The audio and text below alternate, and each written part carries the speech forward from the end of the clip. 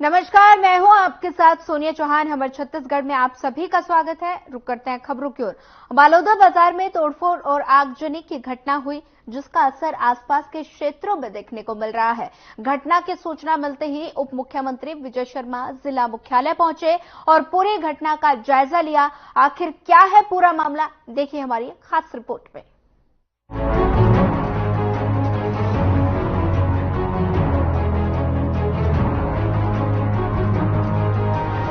जिला मुख्यालय बालोदा बाजार में बीते सोमवार को संयुक्त जिला कार्यालय के अंदर प्रदर्शनकारियों ने आतंक मचाया, जहां कुछ उपद्रवियों ने बालोदा बाजार में तोड़फोड़ और आगजनी की, जिसके बाद काफी बवाल हुआ। इस घटना की गंभीरता और इलाके में कानून व्यवस्था का जायजा लेने उप मुख्यमंत्री विजय शर्मा देर रात बालोदा बाजार कलेक्ट्रेट पहुंचे, जहां उनके साथ खाद्य मंत्री दयाल दास बघेल और राजस्व मंत्री टंकराम वर्मा भी मौजूद रहे।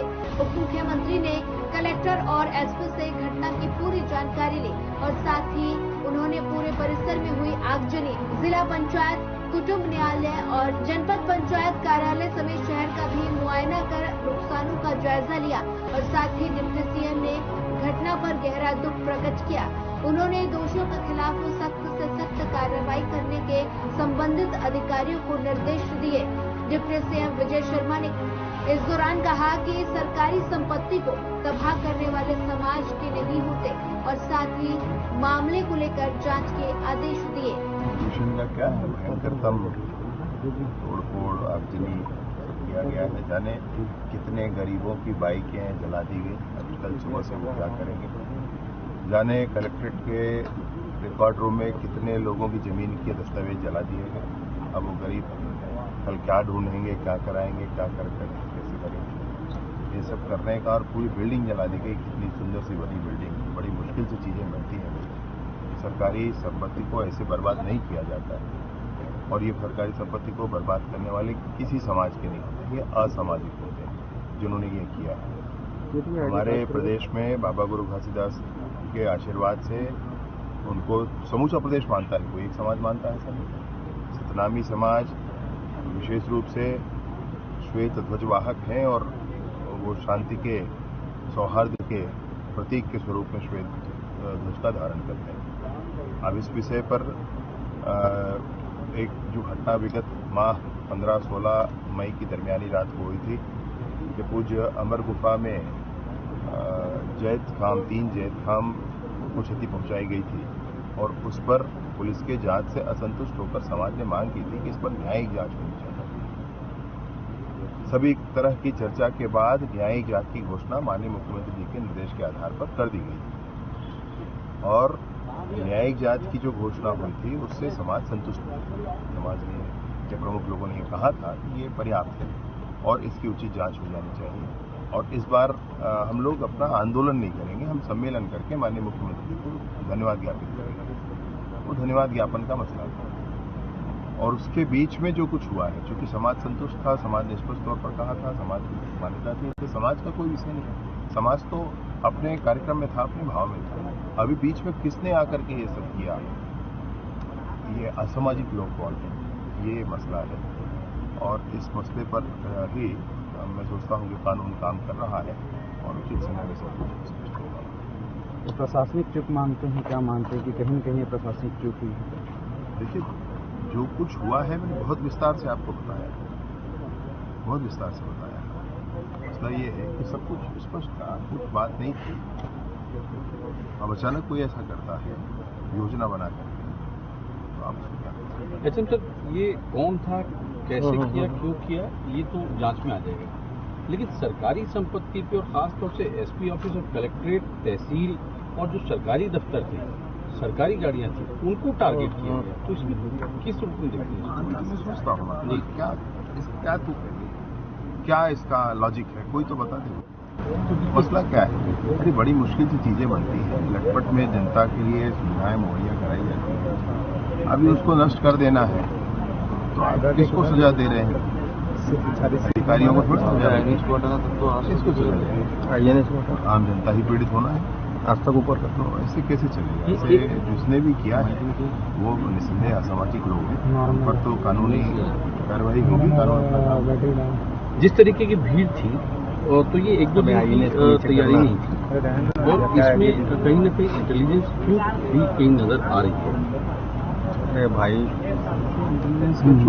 क्या कहेंगे आप, जितनी चर्चा हो गई थी, अनेक बैठकें हो गई थी, लोग संतुष्ट थे, लोगों का ये कहना था धन्यवाद ज्ञापन करना, और वही किया समाज ने, तो वही किया, समाज के मूल धड़े ने, समाज के प्रमुख लोगों ने वही किया है और समूह समाज ने वही किया है।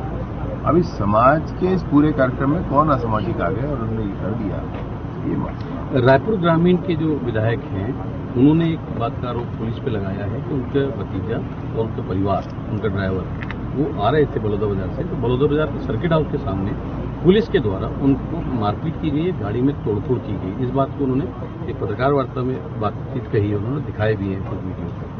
एक बार कंफर्म करूंगा उनसे क्या इस पूरे घटनाक्रम पर आप जब से जानकारी दी आपकी नजर बने हुए माओवादी जाने से शुरुआती तौर पर निकल कर आए हैं,